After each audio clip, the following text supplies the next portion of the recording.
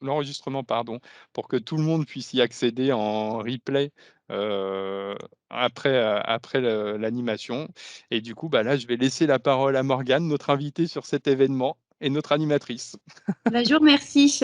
Bah, ça me fait bien plaisir d'être là aujourd'hui. Donc, je suis diététicienne nutritionniste, comme Yann a pu le dire.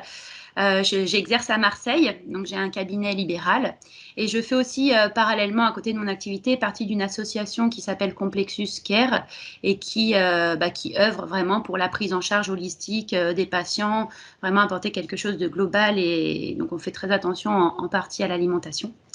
Et à côté de ça, en effet, je suis un petit peu active sur les réseaux sociaux, alors notamment sur Instagram, puisque j'ai une page où il y a à peu près un peu plus que 120 000 abonnés, où justement je publie des recettes équilibré, même si le mot fait un peu restrictif forcément, mais on va dire que j'essaye de montrer qu'une alimentation santé, ça peut être une alimentation où on se fait des recettes quand même un peu gourmandes et que voilà, c'est pas uniquement des haricots verts vapeur avec un steak haché et que ça peut être bien plus sympa que ça et tout en étant santé.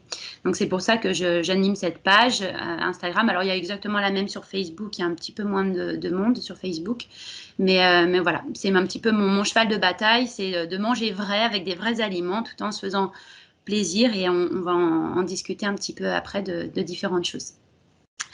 Alors aujourd'hui, je suis là pour parler vraiment sur l'alimentation, on va dire santé. Et notamment pourquoi? Parce que il y a effectivement en France un développement de plusieurs choses. Donc déjà de l'obésité, hein, l'obésité de plus en plus présente. Elle touche 17% des adultes, donc un peu plus de 8 millions de personnes en 2019. Donc les chiffres ne sont pas encore actualisés à 2020, mais en tout cas en 2019, c'était 8 millions de personnes. Et surtout, en fait, l'obésité, c'est un facteur de risque majeur pour le développement d'autres maladies, en fait, comme le diabète de type 2, les maladies cardiovasculaires, l'hypertension, voilà, et plein d'autres maladies que ça va engendrer derrière. Il n'y a pas que ça, il y a aussi donc, voilà, le diabète de type 2 qui touche plus de 3 millions de personnes à date, et puis les maladies cardiovasculaires, elles, qui touchent plus de 7,2 millions d'adultes en France. Donc les maladies cardiovasculaires, ça regroupe en fait l'angine de poitrine, les infarctus, l'insuffisance cardiaque, l'hypertension, les AVC. Donc c'est quand même assez large, il y a plusieurs pathologies qu'on va mettre dedans, mais en tout cas ça touche plus de 7 millions de personnes en France, et c'est la deuxième cause de mortalité. C'est 140 000 décès par an. Et donc, du coup, c'est vrai que dans ce contexte-là, c'est important de faire de la prévention en termes d'alimentation, parce qu'on se rend compte que l'alimentation, en effet, est un des facteurs qui va jouer sur le développement de l'obésité, de toutes ses conséquences et des maladies cardiovasculaires. Alors, concernant l'obésité, il y a plusieurs facteurs de risque en fait. Bien évidemment l'alimentation, mais pas que. Bon, oui, une alimentation déséquilibrée où on va voir après qui va être trop riche, etc., peut en effet favoriser le surpoids et à terme l'obésité. Mais il n'y a pas que ça. Le mode de vie sédentaire qu'on a joue beaucoup sur le développement du surpoids et de l'obésité, parce qu'on est de moins en moins actif et on a de plus en plus des travaux qui sont sédentaires, où on est devant des ordinateurs et autres, et ça joue aussi du coup sur les dépenses énergétiques. Moins on va avoir de dépenses énergétiques, moins on va dépenser d'énergie. Si après les apports alimentaires ne se correspondent pas, du coup on va en effet développer du surpoids. Le stress également est un des facteurs de risque, puisque les personnes qui sont stressées sont plus tentées tentées par le grignotage et vont plus avoir ce qu'on appelle finalement des compulsions alimentaires.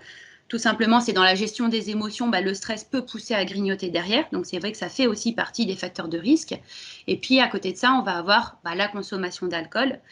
Souvent, les calories liquides, on les prend pas en considération. Et pourtant, l'alcool, alors il y a le fait déjà que c'est très, très riche d'un point de vue énergétique. Puis après, l'alcool, on va voir ensuite, c'est plutôt avec modération, parce que c'est quand même quelque chose qui est toxique si on en consomme en trop grosse quantité, toxique pour le foie. Les habitudes de vie familiale, ça c'est quand on a des habitudes où on fait très souvent des repas festifs, où on se retrouve le soir en famille et on fait des gros repas, etc. En effet, ça peut aussi jouer sur le développement du surpoids et de l'obésité. Puis le manque de sommeil. Ça aussi, c'est une partie qu'on oublie beaucoup. En fait, le manque de sommeil va jouer déjà sur le métabolisme au global, puisque plus on va être fatigué, plus le corps va fonctionner au ralenti et un peu comme si on était en mode veille, et donc du coup va plus facilement stocker finalement l'énergie, et aussi parce que quand on est très fatigué et qu'on ne récupère pas assez par le sommeil, et du coup le corps il va pousser derrière aussi à grignoter ou à manger en plus grosse quantité pour avoir davantage d'énergie. Donc du coup c'est vrai que c'est multifactoriel en fait. On ne peut pas se dire que c'est que l'alimentation, il y a plein de facteurs qui vont rentrer en ligne de compte et sur lesquels on peut travailler quand on souffre d'obésité ou tout simplement pour prévenir l'obésité. Alors moi, je vais essentiellement vous parler de l'alimentation puisque c'est mon domaine de prédilection et surtout de l'alimentation santé. Donc on va commencer avec une notion que vous avez peut-être déjà entendue. Souvent on parle de macronutriments sans trop savoir ce que c'est, enfin plus ou moins sans vraiment situer. En fait, l'alimentation, dans les aliments, on va dire qu'il y a plusieurs types de macronutriments. Et à l'intérieur de ça, on va retrouver des protéines, des glucides et des lipides. Donc ça parle un petit peu à chacun, certains plus que d'autres s'il y a des personnes qui s'intéressent à ça. Mais en tout cas, c'est vrai qu'une alimentation qu'on appelle équilibrée, il va y avoir finalement un rapport entre les différentes familles d'aliments. Les glucides, par exemple, donc c'est 40 à 50% des besoins du corps. Et c'est tout simplement ce qui va vous donner de l'énergie. Donc les glucides, en fait, c'est aussi bien les féculents, donc le riz, les pâtes, le quinoa, la semoule, le pain, puisque c'est fait à partir de blé, les flocons d'avoine, le muesli par exemple, donc tout ce qui va contenir aussi de la farine, mais également les fruits, puisque du coup c'est sucré, et puis tout ce qui va contenir du sucre, miel, confiture, pâte à tartiner, bonbons, gâteaux, biscuits, donc tout ce qui va contenir des sucres, que ce soit des sucres simples ou sucres complexes, ça va faire partie des glucides. Les protéines, c'est 15 à 20% des besoins du corps. Donc, souvent, on dit c'est la viande et le poisson. Alors, il y en a dans d'autres aliments, des protéines. On va en retrouver dans les œufs, on va en retrouver dans certains laitages qui sont riches en protéines, comme le fromage blanc, le skyr, les petits suisses. On va en avoir aussi dans les légumineuses, donc les lentilles, les pois chiches, les haricots rouges, les petits pois, par exemple. Et puis, on va en avoir également dans les protéines végétales qui sont en train de se développer de plus en plus, comme le soja, donc le tofu, le tempeh, le sétan. Donc ça, c'est des protéines végétales qui vont, quand on a envie de réduire un peu sa consommation de viande, qui peuvent être une alternative de temps en temps. Les protéines, elles entretiennent votre masse musculaire, mais pas que. Elles vont servir également à fabriquer certaines de vos hormones, à fabriquer vos anticorps, donc elles participent au système immunitaire. Et c'est vrai que si on ne mange pas assez de protéines, du coup, on peut beaucoup plus facilement avoir une fonte musculaire. Donc du coup, il faut bien faire attention à manger suffisamment de protéines. On verra un peu plus tard, qu'elles soient animales ou végétales ou un mix des deux, mais en tout cas, bien veiller à cet apport-là. Notamment aussi parce qu'elle procure un sentiment de satiété durable et que quand on mange des protéines, généralement, on est moins sujet au grignotage parce qu'on a moins faim entre les repas. La dernière des familles, les lipides, donc, qui représentent 35 à 40% des besoins du corps, c'est tout simplement les matières grasses. Alors, je vais bien développer après les différents types de matières grasses, mais en tout cas, il y a les matières grasses en tant que telles, avec lesquelles on peut cuisiner comme l'huile, par exemple, mais on va retrouver aussi des matières grasses dans les aliments, donc comme l'avocat, comme les oléagineux, tout ce qui est amandes, noisettes, noix de cajou, les graines aussi, graines de courge, graines de lin et autres. On va retrouver également dans les olives, dans la noix de coco. L'avocat et la noix de coco, c'est les deux seuls fruits qui sont gras. Et puis après, on va retrouver également des lipides dans le règne animal sous forme de beurre, mais également dans le fromage, dans la charcuterie grasse, la viande rouge grasse, la crème fraîche. Donc généralement, c'est les sources principales de lipides. Donc les lipides, je développerai un peu plus tard sur les types, mais en tout cas les lipides, ça sert déjà à entretenir finalement les cellules, parce que toutes vos cellules autour, elles ont une petite couche de lipides qui permet d'entretenir la fluidité membranaire et les échanges finalement entre le sang et les cellules. Donc c'est important d'en consommer. On va voir après lesquels privilégier. En tout cas, même voilà, si on décide de un peu vouloir, dans une optique de perte de poids ou autre, il ne faut jamais enlever tous les lipides, parce que sinon derrière, on peut avoir la peau sèche, les cheveux qui cassent, et surtout, ça risque aussi de faire des dérèglements hormonaux, parce que les lipides sont aussi précurseurs de certaines hormones. Donc du coup, il faut faire attention à ça et ne jamais enlever toute source de lipides. Donc ça, c'est pour la partie macronutriments, sachant que ce qui devient un peu plus compliqué, c'est que des fois, on ne sait pas trop où mettre les légumineuses, où est-ce qu'on va mettre, par exemple, le fromage, parce que le fromage, en fait, il contient et des protéines et des matières grasses. Comme le saumon, par exemple, il contient et des protéines et des matières grasses. Et les légumineuses, elles contiennent à la fois des glucides et à la fois des protéines. Donc, en fait, il y a peu d'aliments qui ont qu'un seul macronutriment. Chaque aliment, généralement, bon, en dehors du sucre et de l'huile, mais sinon, contiennent plusieurs sources de macronutriments en quantité différentes. Donc ça, c'est un tableau qui récapitule un petit peu la composition des aliments. Ici, je voulais vous parler aussi d'une notion qui est très importante en alimentation et qui notamment est encore plus importante pour prévenir un potentiel diabète. C'est la notion d'index glycémique et de charge glycémique. Il y a déjà très certainement des personnes qui sont au courant de ça, mais il faut savoir en fait que quand on mange des aliments qui vont contenir des glucides, donc comme on a vu tout à l'heure, les pâtes, le riz, le sucre, les bonbons, les gâteaux, les biscuits, ben, du coup ça va plus ou moins faire varier la glycémie. Et la glycémie en fait c'est tout simplement le taux de sucre dans le sang. Plus on va manger des aliments à index glycémique élevé, plus la glycémie va augmenter rapidement.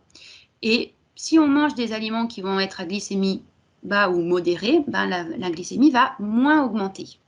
En fait, la glycémie, elle est toujours censée être stable, on va dire entre 0,8 et 1 gramme par litre de sang pour le sucre. Mais du coup, quand on va manger, par exemple, un aliment qui contient, ça j'y reviendrai après avec des exemples, mais un aliment qui contient un index glycémique très élevé qu'on en mange en grosse quantité, ben, la glycémie va s'emballer et tout simplement, on va arriver dans une situation après le repas qui s'appelle une hyperglycémie.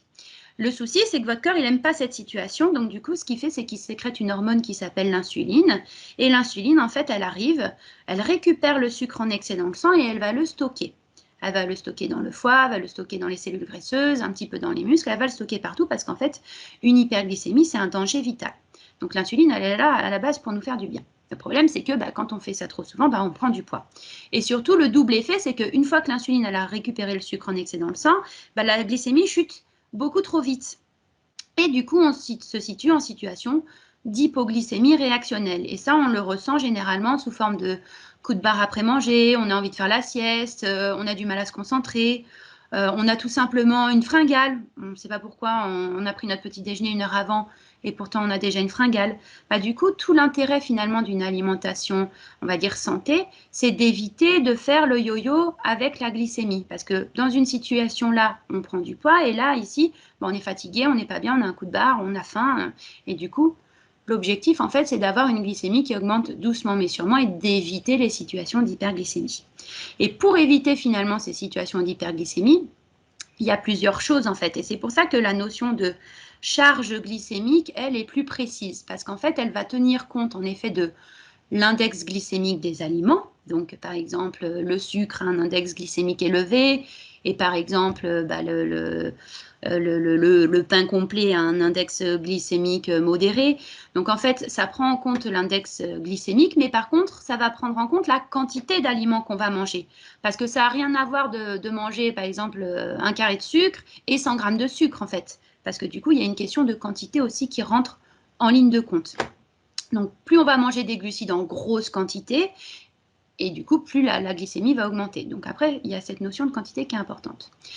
Ce qui va permettre également de ralentir la digestion et de freiner la montée de la glycémie au cours d'un repas, c'est la présence des protéines, c'est la présence des matières grasses et c'est la présence des fibres. Parce qu'en fait, ces trois choses-là, donc les protéines, les matières grasses et les fibres, vont vraiment freiner la digestion. Donc, ça va mettre beaucoup plus de temps et le sucre va passer moins rapidement dans le sang. Donc, si je prends deux exemples qui sont, on ne parle pas de calories, hein, mais vraiment d'équilibre. J'ai une assiette où j'ai que des pâtes à la sauce tomate et j'ai une assiette où j'ai des pâtes à la sauce tomate, mais en plus petite quantité, avec des aiguillettes de poulet et puis un filet d'huile et de la ratatouille. J'ai deux assiettes qui font 800 calories et 800 calories. Le nombre de calories est le même. J'en ai une qui va me causer une hyperglycémie, celle des pâtes à la sauce tomate, et par contre, l'autre, pas du tout. Parce qu'il y a des glucides en quantité modérée et que surtout à côté, on a bien accompagné de protéines, de matières grasses et de fibres qu'on va retrouver notamment dans les légumes qui vont permettre de, au contraire, ralentir la digestion. Donc du coup, c'est pour ça qu'on parle aussi d'équilibre alimentaire, parce que chaque famille a son rôle à jouer et que quand on veut faire des repas, on va dire, qui vont avoir un impact faible ou modéré sur la glycémie, bah, du coup, il ne faut pas mettre que des glucides dans son assiette. Alors après, voilà, on classe en fonction de différentes familles les glucides. Donc j'avais prévu à la base un petit quiz. Donc là, si on se parle vraiment glucides. Alors je ne sais pas si Charlène pourra me donner les réponses, mais si vous pouvez écrire dans le chat, ça serait bien, Ouais, comme ça. Voilà. Alors d'après vous, quel est l'index glycémique de ces aliments, sachant que le sucre blanc, bah, pour vous donner un repère, ça a un index glycémique de 70. D'après vous, les Nesquik, ça a un index glycémique de combien? J'ai une première réponse à 50. Ouais. Une seconde à 95. Ouais. Une autre à 50. J'ai dit 55, 100, 250. 250. D'accord.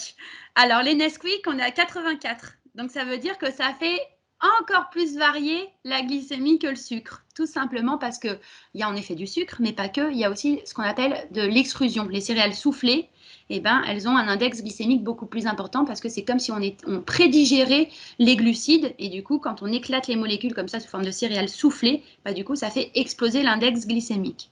Bon, du coup, je vous ai un peu vendu la mèche pour les cornflakes. Donc, pas bon Nesquik. Bah, pas bon Nesquik, non. Mais curieusement, les cornflakes. Donc ça, c'est un exemple de cornflakes où il n'y a pas de sucre ajouté. On est vraiment sur du cornflakes simple. Et pourtant, on est à 82 en termes d'index glycémique. Toujours parce qu'en fait, on a soufflé la céréale. Donc, tout ce qui est céréales soufflées, type le popcorn, les cornflakes, les galettes de riz, les galettes de maïs, les choses comme ça, ben, il faut éviter parce qu'en fait, ça fait ça fait très fortement varier la glycémie. Si on mange ça tous les matins au petit déjeuner, ben, c'est pas très satiétogène. On a faim 2 heures après et surtout, hop, on fait le fameux yo-yo.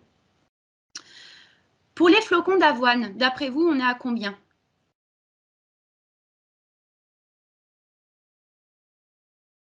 Alors, j'ai du 20, du 35, 40, 70, 30, 20, 55.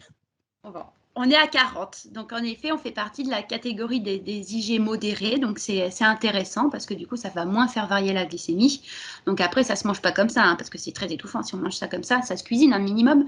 On peut faire des porridge, on peut le mélanger en effet à un certain lait ou autre, à des yaourts, à du fromage blanc par exemple. Mais du coup, c'est vrai que c'est beaucoup plus intéressant en termes de glucides puisque bah, ça va apporter des bonnes choses à l'organisme. Et en fait, ici, on voit qu'elles sont complètes. Et c'est vrai que comme c'est complet, ça veut dire que ça comporte encore les fibres. Et les fibres permettent de ralentir le passage du sucre dans le sang. Donc du coup, elles participent aussi au fait que l'index glycémique est plus bas. Alors, pour le pain de mie, vous pensez qu'on est à combien? Alors, j'ai dit 70, 100, 65, 105, 80, 60, 70. Ok. Alors, on est à 85. Donc, ça fait partie des IG très élevés, donc des aliments qui vaut mieux limiter. Même le pain de mie complet, parce que même le pain de mie complet, il a du sucre ajouté, de la matière grasse ajoutée. Souvent, c'est plein de conservateurs, donc c'est pas génial. Mais du coup, voilà, le pain de mie, bah, c'est pas un aliment très santé. Hein. Le pain blanc baguette classique, vous pensez qu'il a combien? Alors, j'ai une première réponse à 100. J'ai 75, 70, 80, 110, 60. D'accord.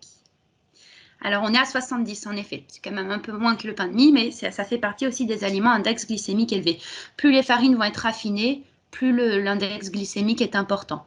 Bon, après, c'est une question, comme je disais tout à l'heure, de quantité. C'est-à-dire si on mange un peu de pain et que dans le reste de son repas, il y a d'autres choses, bien évidemment, c'est OK. Mais c'est si on mange vraiment beaucoup, beaucoup de pain et avec en plus des féculents et autres, où là, en effet, ça va devenir problématique pour la glycémie. J'ai une question d'une personne qui demande Oui. quel est le maximum d'indice glycémique.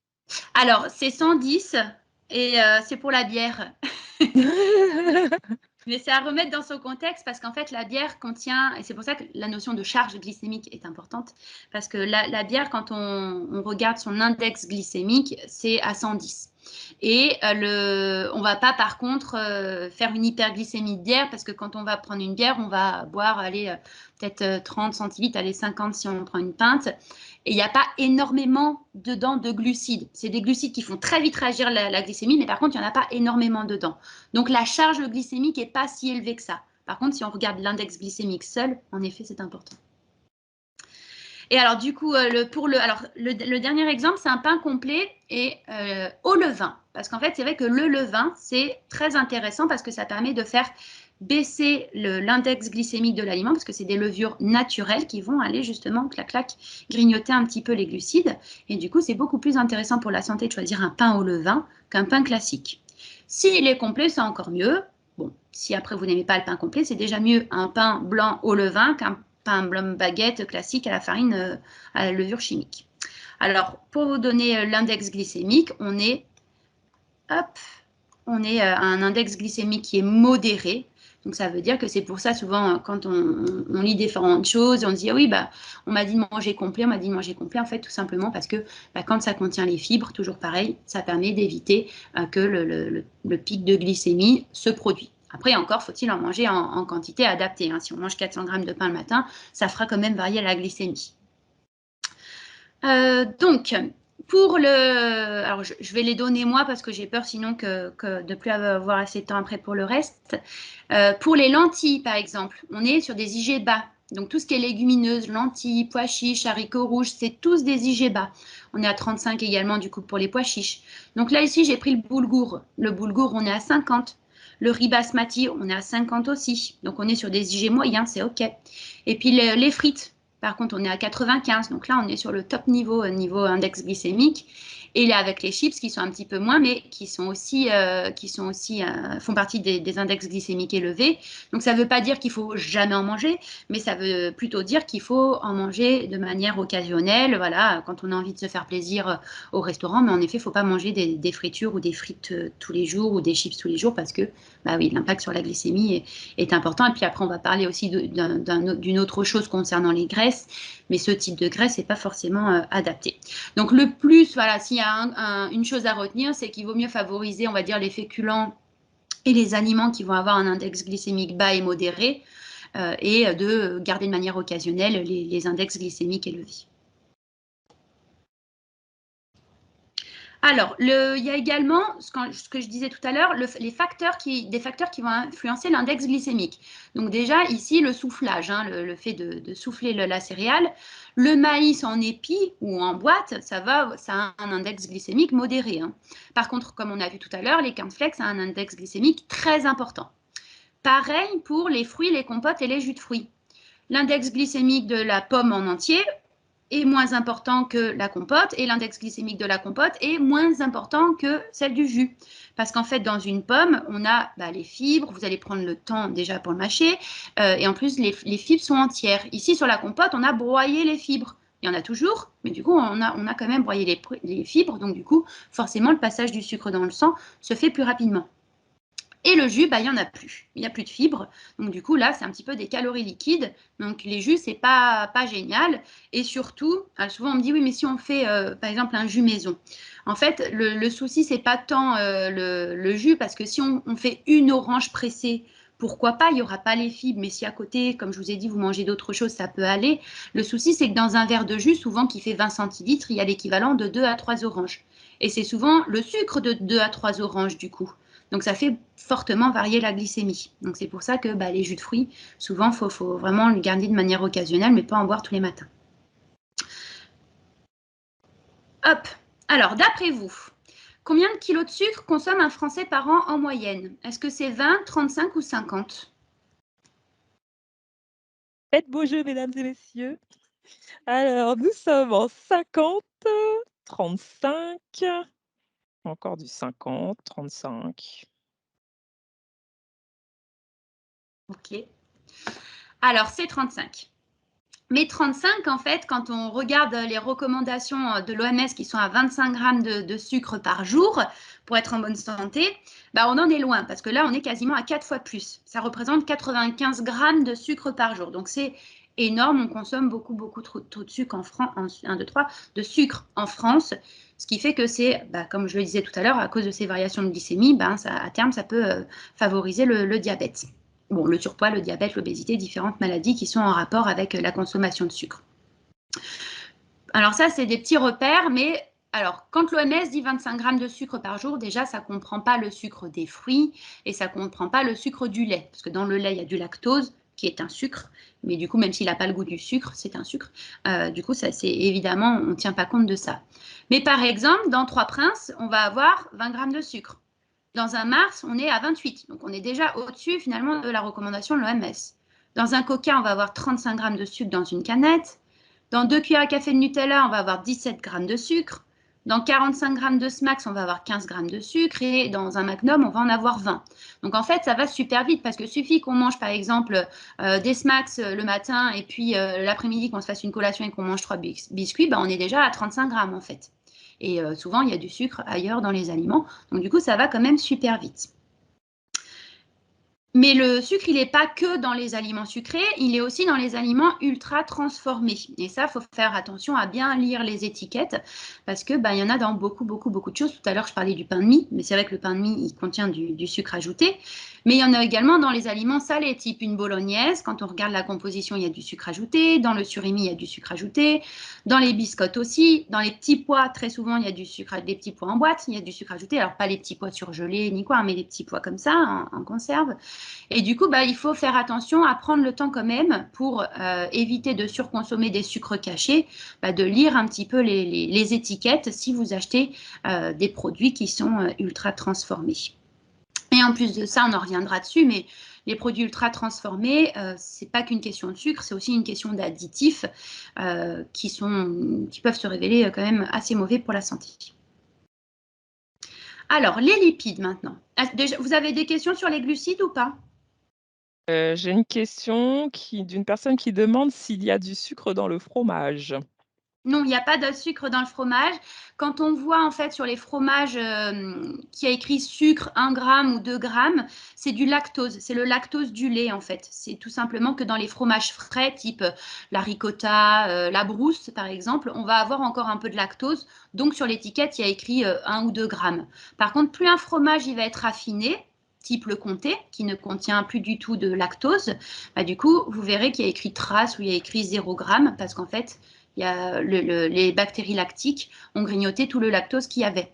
Donc du coup, plus le fromage il va être affiné, moins il y a de lactose. Donc pour les personnes qui sont intolérantes au lactose et qui ont tendance à enlever toute source de produits laitiers, il faut savoir que dans les fromages à pâte dure, il n'y a plus de lactose. Donc vous pouvez en consommer sans souci, avec modération.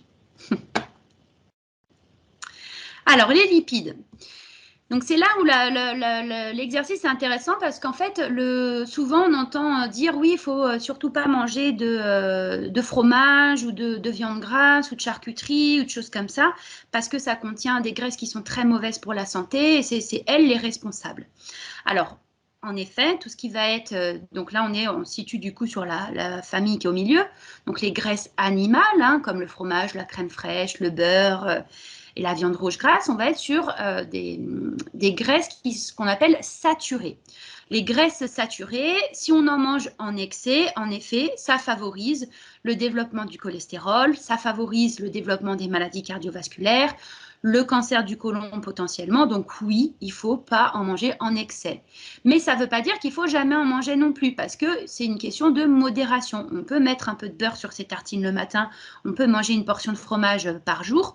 Il n'y a pas de problème en fait. C'est vraiment l'excès qui n'est pas bon. Par exemple, si tous les jours on mange une entrecôte, qu'on mange beaucoup de fromage et qu'on cuisine au beurre, oui, ça c'est quelque chose qu'il faut rectifier.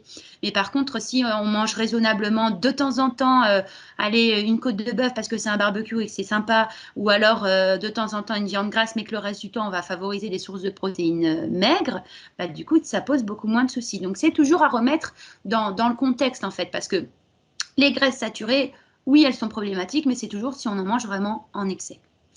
Celles qui vont être le plus problématiques, c'est vraiment ce qu'on appelle les graisses trans, en fait les graisses transformées tout simplement.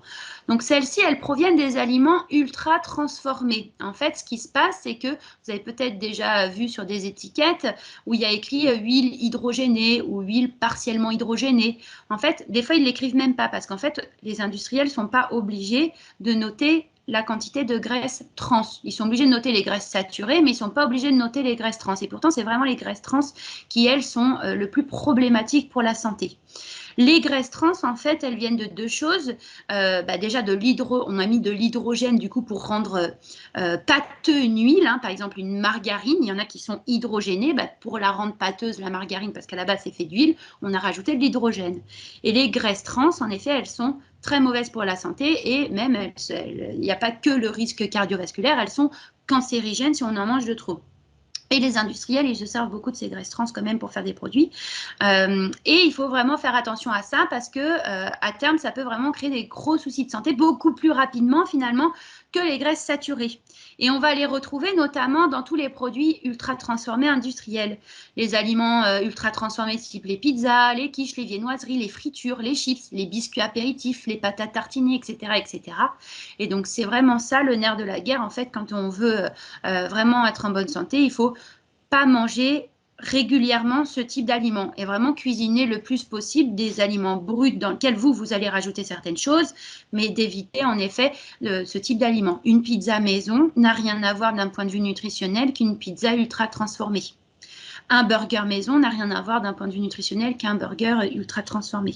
Et du coup, c'est vraiment important de souligner ça parce que les graisses trans, c'est vraiment un des gros soucis en ce moment et qui cause vraiment des vrais problèmes au niveau de la société parce qu'il y a de plus en plus de produits ultra transformés, les personnes ont de moins en moins de temps pour cuisiner et donc du coup s'orientent de plus en plus vers ce type de produits. Donc pour moi, vraiment, celle qu'il faut, alors pas diaboliser, voilà, mais garder vraiment de manière occasionnelle, ça reste ces choses-là. Les graisses saturées, donc avec modération tout de même, hein, parce que sinon, si on en mange, comme je vous ai dit, trop souvent, ça fait varier le cholestérol et puis peut créer des problèmes de santé quand même, mais avec modération. Et par contre, les graisses insaturées, c'est celles qui sont les plus intéressantes. Donc les graisses insaturées, on va les retrouver notamment dans l'huile. Alors il y a des huiles qui sont plus intéressantes que d'autres. Hein. C'est notamment les huiles qui vont contenir des oméga 9 et des oméga 3. Donc l'huile d'olive qui va contenir des oméga 9, mais l'huile de colza, l'huile de lin par exemple, elles contiennent des oméga 3 et elles sont intéressantes.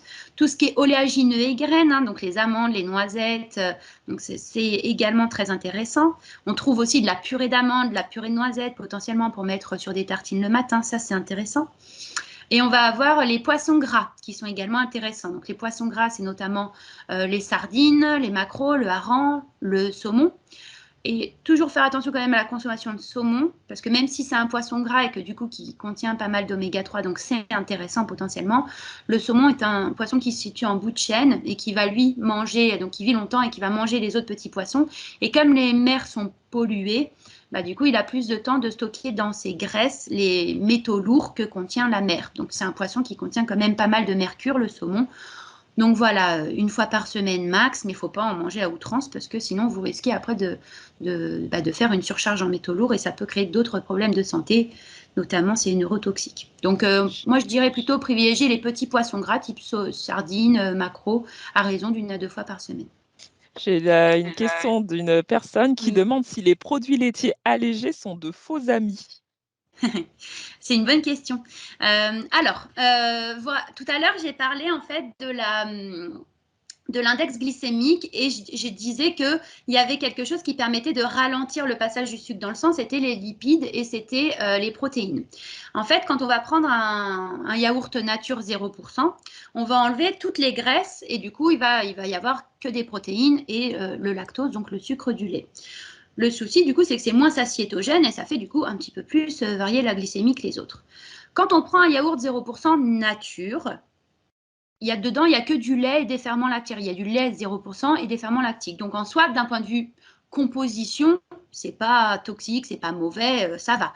Le souci, c'est que ça va moins procurer un sentiment de satiété. On risque d'avoir faim un peu plus tôt. Vous voyez, c'est un peu plus acide, c'est un peu moins goûteux. Ce qu'il faut éviter par contre, c'est les yaourts aromatisés 0%. Parce que là, oui, on va avoir des édulcorants, on va avoir de l'amidon transformé, donc souvent c'est source d'OGM, hein, l'amidon transformé, puis c'est des glucides en plus, hein, l'amidon ça provient de la pomme de terre, du maïs et autres, donc ça rajoute des amidons, donc ça va nous faire finalement des laitages qui vont avoir un index glycémique beaucoup plus important. Donc, il vaut bien mieux, finalement, prendre un laitage. Alors, pas consommer tout au lait entier, hein, je suis d'accord, mais vous prenez le milieu, par exemple, le fromage blanc à 3% plutôt que de prendre le fromage blanc à 0, ou alors les yaourts au lait demi-écrémé plutôt que les yaourts au lait écrémé, parce que déjà, ils seront moins acides et surtout plus acétogènes. Donc, voilà, tout dépend après des goûts. Il y a des personnes qui aiment bien le 0. Le yaourt nature 0, pour moi, c'est pas un danger parce que c'est pas mauvais en composition. Par contre, c'est un petit peu moins intéressant parce qu'il n'y a pas de lipides. Voilà. Alors, j'ai une question ensuite sur les oméga 6. Oui, bonne question. Oui. Je ne sais pas exactement ce que la personne souhaite, mais je pense que c'était rebondir par rapport sur ce que vous parliez tout Oui. à l'heure sur les oméga 3. Oui, oui, oui. Donc, je pense peut-être savoir où on les trouve ou si c'est bon ou pas. Alors, les oméga 6, ça fait partie des matières grasses qui sont indispensables à l'organisme. Et donc, oui, il en faut, bien évidemment. Par contre, c'est un ratio. Donc là, c'est un peu plus complexe comme sujet. C'est un ratio qu'il faut avoir entre les oméga 3 et les oméga 6. En fait, tout simplement parce qu'un excès d'oméga 6 dans l'alimentation va être pro-inflammatoire. En fait, quand on dit une alimentation qu'elle est pro-inflammatoire, c'est derrière qu'elle va potentiellement créer des problèmes de santé, d'arthrose, de douleurs musculaires, de fatigue, de problèmes de digestion.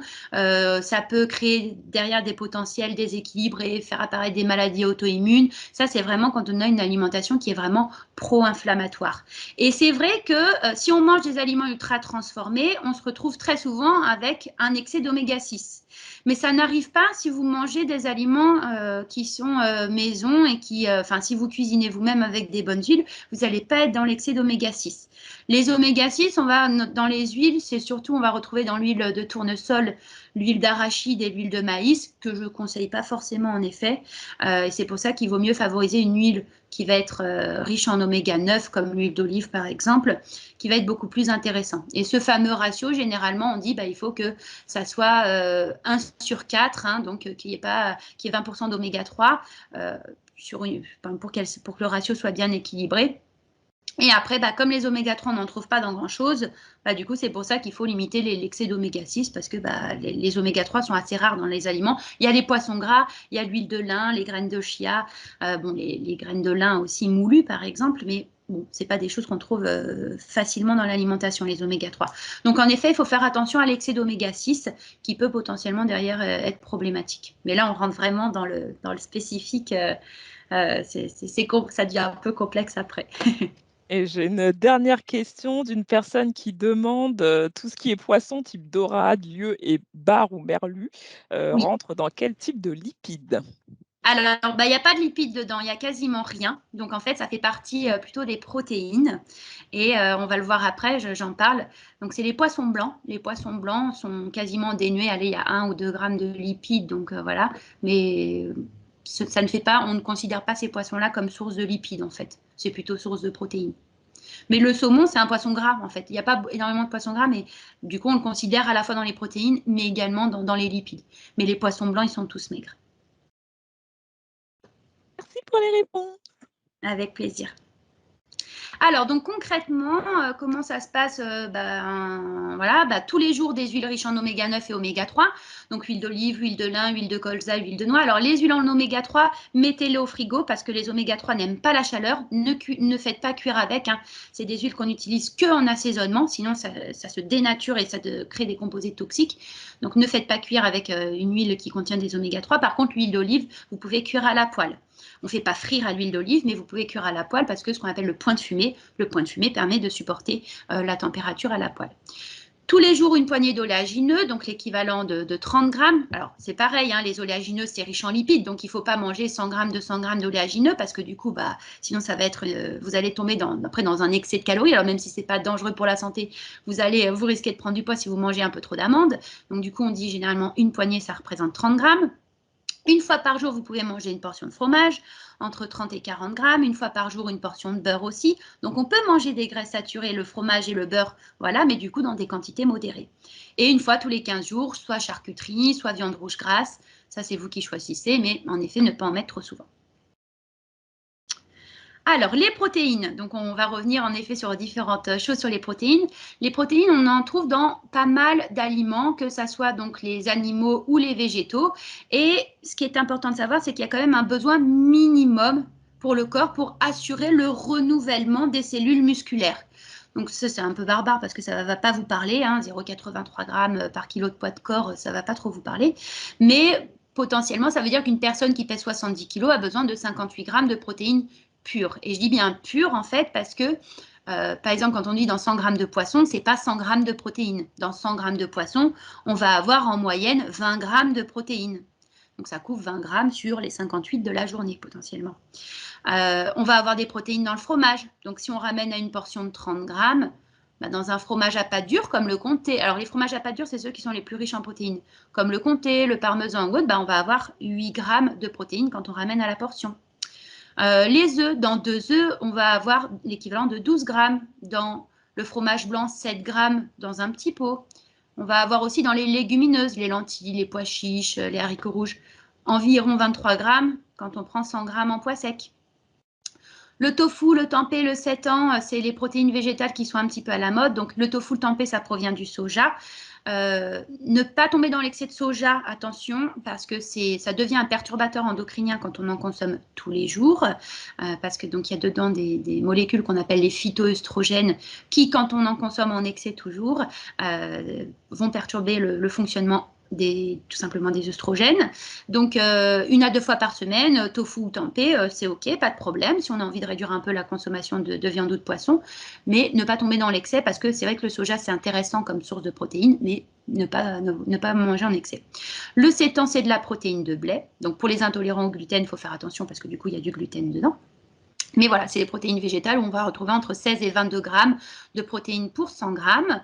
Les céréales, donc comme le blé, le quinoa, le sarrasin, on va avoir environ, c'est reste des moyennes, le riz est un peu moins riche, mais sinon on est aux alentours de 12 grammes.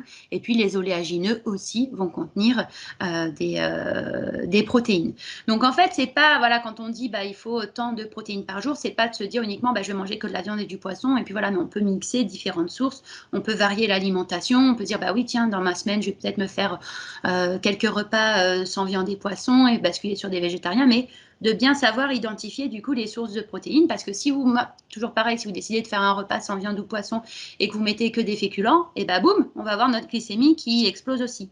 Et ça, c'est très fréquent en consultation. J'ai des personnes qui sont devenues végétariennes, voire végétaliennes, et qui me disent je comprends pas, depuis que je suis passée, depuis que je mange plus de viande et de poisson, je prends du poids. Pourtant, j'ai l'impression de manger mieux sainement, et pourtant, je prends du poids. En fait, c'est parce que du coup, ces personnes vont consommer beaucoup plus de glucides.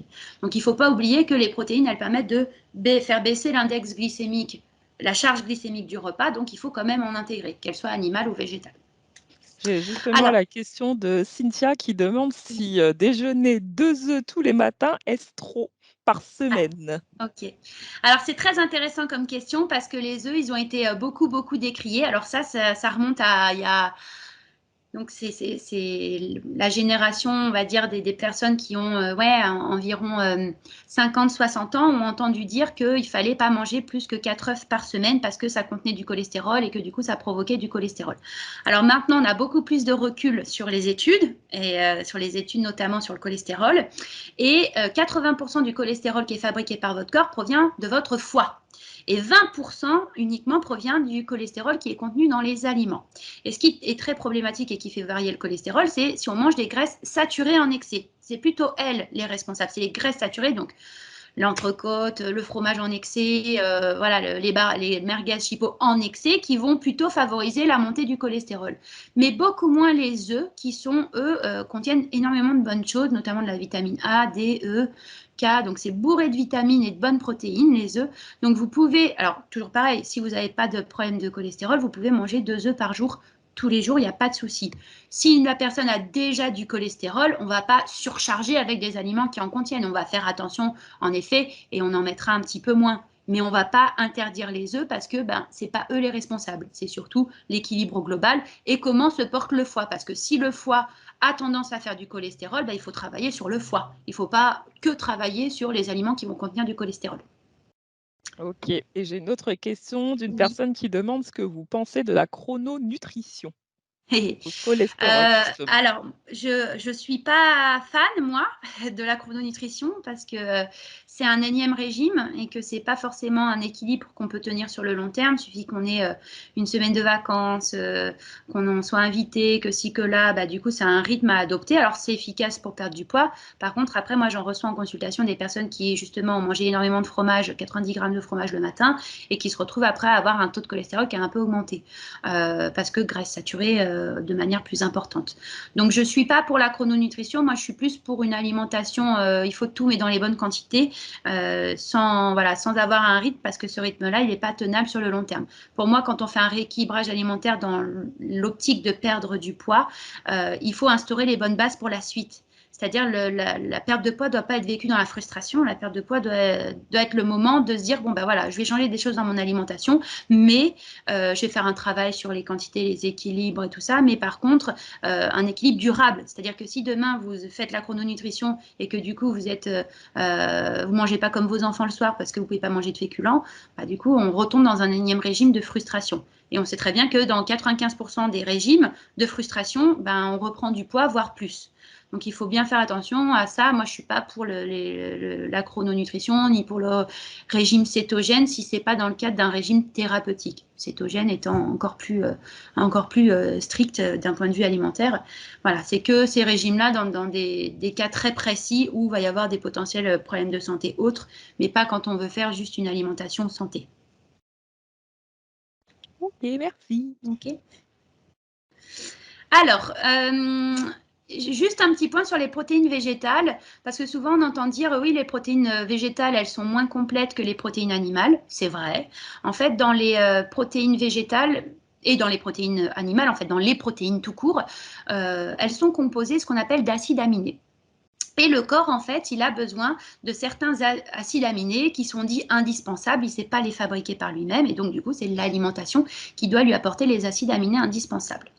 Et les protéines végétales, elles sont dites incomplètes parce que souvent, par exemple, quand on prend que les féculents, il va manquer certains acides aminés indispensables. Quand on va prendre que les légumineuses, il va manquer certains acides aminés indispensables aussi. Donc souvent, on dit oui, mais c'est plus simple parce que les protéines animales, elles sont complètes. Et donc, du coup, on n'a pas de question à se poser à ce niveau-là. C'est vrai, mais il faut savoir quand même que la nature, elle est bien faite et que les protéines végétales, elles se complètent entre elles. C'est-à-dire que les acides aminés qui manquent, par exemple aux légumineuses, les oléagineux ou les céréales vont les contenir. Et inversement, c'est pour ça que vous avez ce petit schéma-là ici. Les légumineuses, c'est bien de les associer à des céréales ou à des graines, parce que du coup, ça va reproduire les protéines parfaites. Pareil, les céréales, on va les mettre avec les légumineuses et avec des légumes. Et comme ça, on reproduit finalement les protéines parfaites. Parce que si on mange que du riz, qu'on ne mange jamais de légumineuses, oui, à un moment donné, vous allez manquer à un moment donné de certains acides aminés. Mais si vous avez une alimentation plutôt végétale, mais bien variée en intégrant les légumineuses, les féculents et autres, ça reproduit finalement les protéines complètes. Et donc, il y a moins de soucis à ce niveau-là. Exemple, la semoule avec des pois chiches et des légumes. Il faut savoir qu'avant, quand on faisait un couscous, quand on mettait de la viande, c'était vraiment les jours de fête. Hein. Mais avant, c'était un plat végétarien. Mais par contre, on savait bien qu'il fallait mettre des pois chiches avec la semoule. Pareil pour le riz avec les haricots rouges. Ça se fait beaucoup dans certains pays. On rajoute évidemment les légumes, coulis de tomates, oignons, etc. Et en fait, le fait de mixer ça va reproduire du coup le bon équilibre au niveau des protéines. Pareil pour le houmous, pois chiches plus purée de sésame. Et en fait, du coup, ça permet d'avoir un bon équilibre pour les personnes qui décident d'avoir une alimentation un petit peu plus végétale. Hop, donc les légumes, souvent on dit mange tes légumes, bon, on ne sait pas trop pourquoi, à part si on ne sait pas les cuisiner, on trouve ça pas bon.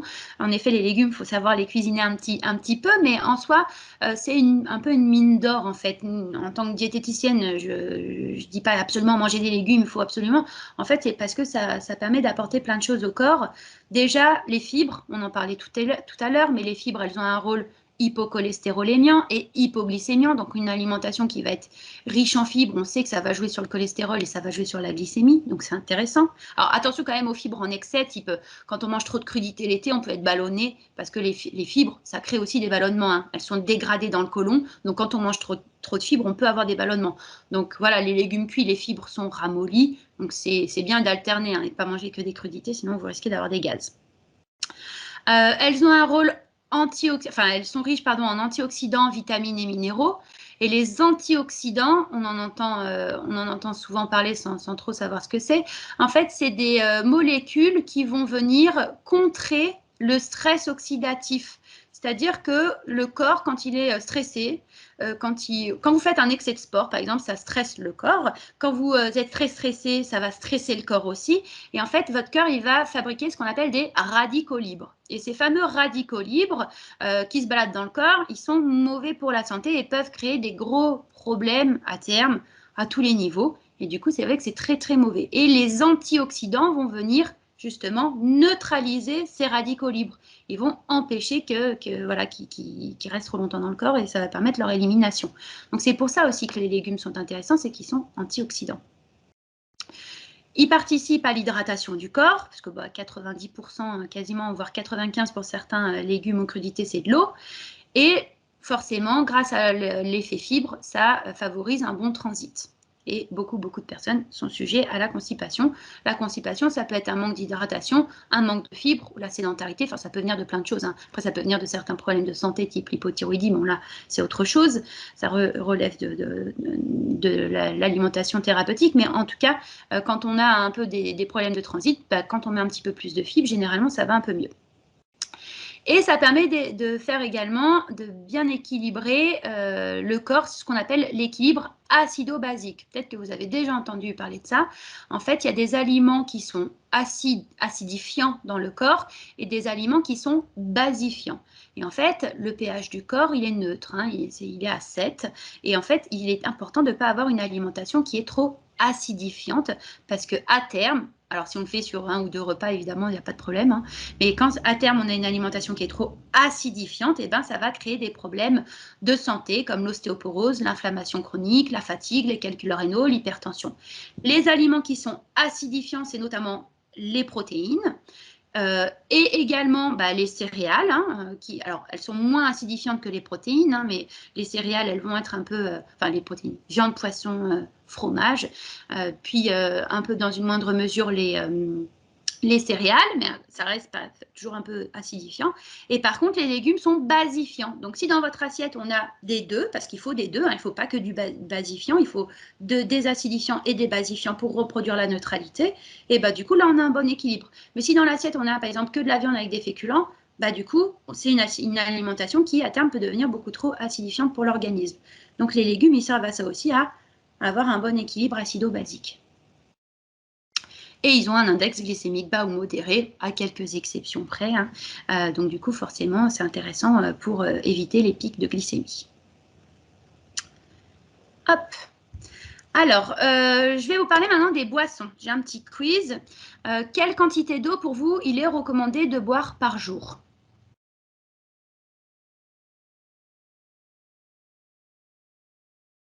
Deux litres, 1 litre, 1,5 litre. Ouais, ça généralement, il n'y a pas trop de surprises jusque-là. Alors oui, on dit 1,5 litre, mais en fait, c'est vraiment adapté en fonction de la personne. Une personne qui fait 2 mètres n'aura pas les mêmes besoins en eau qu'une personne qui fait 1,50 m. Donc ça c'est vraiment après au cas par cas. En moyenne, généralement, on recommande 1,5 litre. S'il y a des pertes liées à la transpiration, donc le sport ou l'été il fait chaud et autres, évidemment, les besoins sont augmentés. Il faut faire attention quand même à l'hydratation parce que ça permet de drainer les déchets et ça permet vraiment de favoriser les échanges entre les cellules et le sang parce que le sang il est composé quasiment que d'eau. Et ça peut, plus on va boire, il ne faut pas non plus tomber dans l'excès d'eau parce que c'est pas bon non plus. Mais en tout cas, si on boit suffisamment, derrière, ça va permettre un bon échange entre les cellules et on est en meilleure santé aussi. Et la rétention d'eau peut arriver quand on ne boit pas assez. Donc, pour lutter contre la rétention d'eau, même si c'est contradictoire, il faut quand même boire suffisamment. J'ai une question d'une personne qui demande ce Oui. que vous pensez du jeûne intermittent, c'est-à-dire par exemple manger le soir à 19h et remanger 16h après. C'est au cas par cas, le jeûne intermittent. Ça dépend de pas mal de choses. Donc là, ça fait vraiment l'objet de, on va dire, de consultations individuelles parce que ça peut être pas mal pour certaines personnes et d'autres beaucoup moins. Par exemple, si on est en hypothyroïdie, si on a une fatigue déjà, fatigue chronique, épuisement des glandes surrénales ou autre, le jeûne est complètement déconseillé parce que le jeûne crée un stress au corps. Donc, il faut quand même faire attention à ça. Donc, s'il y a une alimentation, on va dire, des problèmes de santé déjà associés, il faut éviter. Puis après, il y a du cas par cas. Si vous levez le matin, en effet, vous avez peu d'activité physique et autres, bah, pourquoi pas, si vous avez une activité très sédentaire. Néanmoins, il faudra répercuter, on va dire, les calories du petit déjeuner, l'équilibre, protéines, glucides, lipides, sur les autres repas. On fera des repas un peu plus consistants dans ces cas-là pour redispatcher. Par contre, il y a des personnes qui vont se lever ou qui adorent, qui ont faim le matin ou pour qui le meilleur repas, c'est le petit déjeuner ou autre. Il ne faut surtout pas l'enlever parce que ça va créer des frustrations et des systèmes compensatoires derrière. Donc en fait, c'est vraiment au cas par cas, en fonction du rythme de vie, des problèmes de santé qui peuvent être associés ou pas, mais je suis clairement pas contre, si c'est encore une fois bien mené et bien fait de manière équilibrée. Parce que le but après, c'est de ne pas avoir suffisamment de protéines, c'est pas d'avoir des déséquilibres au niveau global de la journée. Mais si c'est bien conduit, aucun problème si on est en bonne santé. Merci. Je ne vais pas donner la réponse. Le café, j'espère que vous ne l'avez pas vu. D'après vous, combien il ne faudrait pas dépasser de... Allez, on va parler en expresso. Combien d'expresso par jour maximum?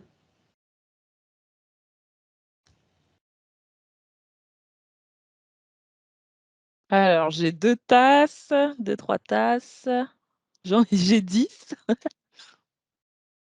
10. 10, 3, 2. Ouais. 0, c'est pas bon. 0, c'est pas bon. Alors, le maximum, vraiment, le maximum, c'est... Alors, après, je vais expliquer la question, c'est pas bon. Ça, c'est intéressant, mais du coup, je vais vous apporter un élément de réponse sur la personne qui a dit ça. Donc, maximum 400 mg de caféine par jour. Ça veut dire 3 à 4 expressos maximum. Donc, évidemment, si c'est moins, c'est mieux. Il faut savoir que plus un café est allongé, plus il y a de caféine, parce que la caféine, elle se diffuse dans l'eau. Donc, du coup, si vous prenez des cafés américains, ben, moins, du coup, 1 ou 2, parce que sinon, il y a trop de caféine. Les risques, en fait, c'est que ça provoque beaucoup d'effets secondaires, les troubles du sommeil, bouffées de chaleur, tachycardie, remontée acide. Ça peut provoquer des tremblements, augmentation de la pression artérielle, de l'anxiété. Et il y a en effet 30% de la population adulte qui dépasse le seuil, qui est connu comme étant générateur d'anxiété. Alors par contre, il y a quelque chose qui est en effet important, et ça, je sais que pour les personnes qui sont addictes au café, c'est très compliqué de l'entendre, mais il faut que je le dis quand même. Vous le mettez dans un coin de tête, peut-être un jour vous travaillerez dessus, mais je sais que souvent en consultation, c'est un des points qui est un peu difficile à travailler. C'est le café le matin. En fait, le café, si on en consomme de trop ou trop tôt, il va ce qu'on appelle épuiser les glandes surrénales. Les glandes surrénales, c'est des petites glandes qui sont au-dessus des reins et qui fabriquent une hormone qui s'appelle le cortisol. Et le cortisol, c'est tout simplement l'hormone du stress. C'est pas une mauvaise hormone, le cortisol, il en faut. C'est ça qui vous permet justement en 5 minutes d'avoir un réveil qui sonne, d'être dans un sommeil profond et après être sous la douche en train de vous laver avec tous les neurones qui sont reconnectés. Donc le cortisol, le matin, il a une sécrétion importante. Entre 8 et 10 heures, c'est vraiment le pic finalement de cortisol. Plus on va boire du café, plus on va fatiguer les glandes surrénales. Si bien qu'à un moment donné, on peut tomber tout simplement dans une addiction du café. C'est-à-dire que si on n'a pas le café, les glandes surrénales, elles n'arrivent pas à démarrer toutes seules. Et du coup, on dit, moi, j'arrive pas à commencer ma journée si j'ai pas mon café. Je me lève, je bois mon café, sinon ça marche pas. Donc ça, c'est que vraiment, on est dans un cercle vicieux qui est en train d'épuiser les glandes surrénales petit à petit. Si les glandes surrénales sont épuisées, derrière, ça s'appelle le syndrome de fatigue chronique. Et ça, c'est pas qu'en dormant qu'on arrive à le changer, le syndrome de fatigue chronique, après, c'est plus compliqué, il faut un traitement, etc. Donc, en effet, si on veut éviter de tomber aussi, alors, c'est pas que le café qui est responsable de la fatigue chronique, mais ça accélère les choses, il est préférable de consommer le café entre 10 heures et 14 heures, voilà. Et pour les personnes qui sont anémiées, d'éviter de le consommer à la fin d'un repas parce que le café et le thé d'ailleurs fixent le fer. Mais du coup, c'est pour ça qu'on dit souvent, non, c'est pas bon, c'est pas bon. En effet, c'est pas bon le matin trop tôt parce que ça crée interférence avec l'activité des glandes surrénales. Et pour les personnes qui en consomment 10 par jour, c'est vrai que ça, c'est problématique et vaut mieux essayer de commencer à réduire, alterner avec déjà des tisanes, des choses comme ça, ou de prendre un café décaféiné, mais au magasin bio, parce que quand c'est pas bio, il y a des solvants dedans, donc c'est pas bon. Mais du coup, d'essayer d'alterner un petit peu, de réduire petit à petit. Alors On du coup, passe pas de 10 à 3. ouais, je vois que l'atelier marche bien. J'ai une dernière question que je vais laisser passer et puis, vous laisser peut-être, passer les quelques slides que vous avez en plus derrière parce que du coup, en timing, on est un peu court pour les Oui, gens qui vont aller déjeuner. On nous oui. demandait si, le thé, c'était le même problème que le café ou pas, en Alors termes de consommation? mais néanmoins, faut pas non plus dépasser 3-4 tasses par jour. C'est voilà, la théine est moins problématique. Le thé a quand même pas mal d'autres vertus, donc c'est quand même un peu plus intéressant. Par contre, ça fixe quand même plus le fer que le café. Donc juste faire attention à ça. Après, il y a des thés qui sont quasiment déthéinés, le thé blanc. Le rooibos ne contient pas de théine parce que c'est pas vraiment un thé assimilé comme tel. Puis toutes les tisanes, ça, il n'y a pas de problème par contre. Alors, bon, du coup, j'accélère. Bon, je vais donner les réponses, du coup, comme ça ira plus vite. Combien d'unités d'alcool ne faut-il pas dépasser par semaine? Donc, une unité d'alcool, c'est une bière de 25, c'est une coupe de champagne, un verre de vin, un pastis, par exemple. Donc, c'est 10 unités par semaine dans la limite de 2 par jour. Il faut éviter de mettre les 10 sur la même soirée parce que ça fait, en dehors de Noël potentiellement, voilà. Mais sinon, en effet, ça fait un peu une charge trop importante pour le foie, puis c'est compliqué. Mais par contre, voilà, donc ça veut dire que maximum 2 verres par jour dans la limite de 10. Ça veut dire qu'il y a des jours où il ne faut pas boire d'alcool parce que ça favorise l'hypertension, l'hypertriglycéridémie, c'est toxique pour le foie, et puis tout simplement aussi par rapport à l'apport énergétique, calorique que ça représente. Moins on boit de l'alcool, je ne vais pas vous le cacher, mieux c'est. Bon, après, voilà, jusqu'à 10 par semaine, c'est les recommandations de l'OMS. Si vous ne faites pas de surcharge sur certaines journées, ça passe encore. Est-ce que les jus ont un intérêt nutritionnel? Alors, comme j'en parlais tout à l'heure, pas vraiment parce que va y avoir l'équivalent de 2-3 oranges dans un verre de jus. Pourquoi pas de temps en temps une orange pressée si on adore ça, qu'on rallonge avec un peu de l'eau. Mais il faut savoir quand même que les jus qu'on va retrouver en supermarché qui sont pasteurisés, stérilisés, ne contiennent plus de vitamine C parce que la vitamine C, elle est détruite à 45 degrés. Donc en fait, ça ne sert à rien. Voilà. Donc je ne suis pas pour ce genre d'aliments. C'est pour moi des calories liquides qui n'ont pas d'intérêt. À la limite, au moins dans une orange pressée, va y avoir un peu de vitamine C. Alors, je me dépêche. Je voulais juste vous parler sur les aliments, et j'en ai vraiment pour pas longtemps, sur les aliments ultra transformés, parce que c'est surtout ça qui est vraiment problématique quand, qui provoque différents problèmes de santé. Et je voulais vous montrer des exemples. Par exemple, des frites au four surgelées. On a ici pommes de terre, jusque-là ça va. Huile de tournesol, bon, même si c'est pas voilà, la meilleure, c'est pas trop problématique. Moi, ce qui me pose problème, c'est l'amidon modifié, la farine de riz, la dextrine, le diphosphate, le carbonate de sodium, les gommes xanthane, ça détruit la barrière intestinale, etc. Donc, c'est tous ces additifs-là qui sont clairement mauvais pour la santé, même si, et ça, moi, je ne suis pas amie avec lui, là, avec ce Nutri-Score, même si le Nutri-Score est B, parce que le Nutri-Score, il ne tient pas compte des additifs. Et attention, les additifs sont très mauvais. Hein. Il y a un chercheur, hein, je peux vous montrer là d'ailleurs, il y a un chercheur qui s'appelle Anthony Fardet qui a fait tout donc son livre c'est Halte aux aliments ultra transformés, mangeons vrai. Il a fait, c'est un chercheur en alimentation et en alimentation santé préventive qui montre par A plus B que le premier problème dans l'alimentation, ce sont les aliments ultra transformés parce que additifs, parce que matières premières de mauvaise qualité, etc., etc. Sauf que quand on fait des frites au four, on prend une pomme de terre, on la coupe, on met un peu d'huile, du sel et du poivre, du coup ça prend quand même pas très longtemps et c'est bien meilleur pour la santé. Idem pour les nuggets. Quand on prend les nuggets Indus, bon, même si, toujours pareil, même si le Nutri-Score est B, on va avoir de l'amidon, dextrose, donc tout ce qui finit par ose, c'est des sucres, diphosphate, carbonate, du sucre caramélisé, sorbate de potassium qui est un conservateur, les conservateurs très mauvais aussi. Du coup, voilà, on est sur des choses qu'il faut clairement éviter, alors que nuggets maison, vous prenez des escalopes de poulet, vous les faites revenir dans l'œuf, un peu de chapelure, un petit peu d'huile, vous les faites revenir à la poêle dans un peu d'huile ou vous les faites au four, et c'est très rapide en fait, et c'est bien meilleur. Pareil pour la bolognaise, hein, on retrouve toujours du sucre, de l'amidon, des choses comme ça, des additifs et autres, alors que bon, en soi, vous prenez un coulis de tomate 100%, il va y avoir rien d'autre dedans, oignons, carottes, tomates, et vous mettez du bœuf à 5% de matière grasse, ça fait une bolognaise maison qui est tout à fait OK pour l'alimentation et la santé. Et les fameux yaourts, donc on en parlait, les yaourts aromatisés. Alors j'ai pris Activia, mais ça pouvait être aussi l'exemple d'un yaourt 0% typiquement. Hein. Dedans, on va retrouver des carragénanes, donc qui sont des épaississants, de l'amidon transformé, du citrate, il y a plein d'additifs et de choses mauvaises. Alors que si vous prenez des yaourts nature où dedans on va avoir du lait écrémé, voilà, un peu de ferment lactique, et que vous, à la limite, vous rajoutez une cuillère à café de confiture de fraises où dedans il y aura des fruits et du sucre, bah, on s'épargne tous ces additifs, ces épaississants et ces choses-là. Donc, choisissez les ingrédients qui ont la liste d'ingrédients la plus courte possible. Limitez au maximum la consommation d'additifs et d'édulcorants.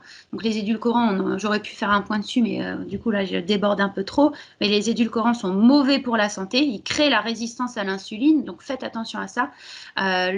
L'édulcorant qui va être le moins mauvais à la limite, c'est la stevia. Mais les autres, l'acésulfame K, le sucralose, le candérel, les choses comme ça, l'aspartame, une catastrophe pour la santé. Faites attention à la présence de sucre caché et aux graisses trans. Donc, quand vous voyez huile hydrogénée, partiellement hydrogénée, fuyez. Et portez une attention particulière aux valeurs nutritionnelles pour limiter aussi la consommation d'excès de lipides et de sucre. Parce que même si c'est des bons aliments, parfois, il ne faut quand même pas manger trop sucré ou trop gras. Donc, c'est pour ça que c'est important de bien choisir ces aliments et bien lire les valeurs nutritionnelles. Voilà pour ma petite présentation. Est-ce qu'il y a des questions? Alors, peut-être que je peux arrêter mon partage d'écran. Je vais voir. Arrêter le partage. Déjà, je pense qu'on peut tous vous remercier parce que c'était vraiment intéressant. Et limite, je pense que c'était trop court parce que du coup, on a envie de vous entendre encore plus longtemps. Eh oui, c'est trop court. En fait, il y a tellement de choses à dire et parce qu'en fait, on entend tout et rien en fait sur l'alimentation.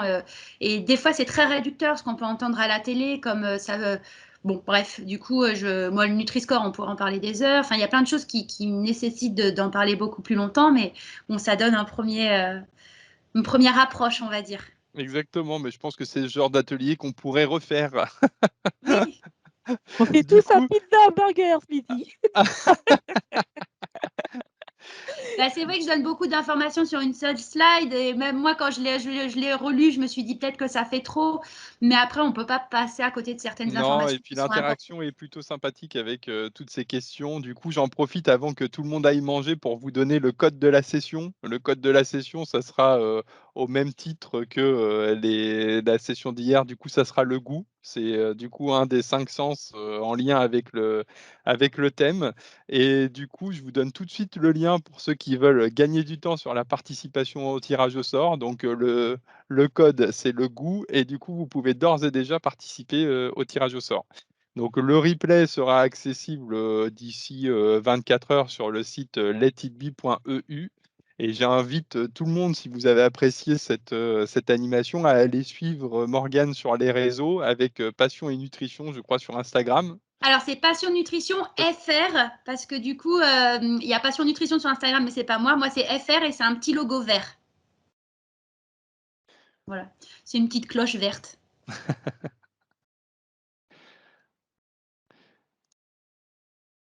Bon, du coup, je remercie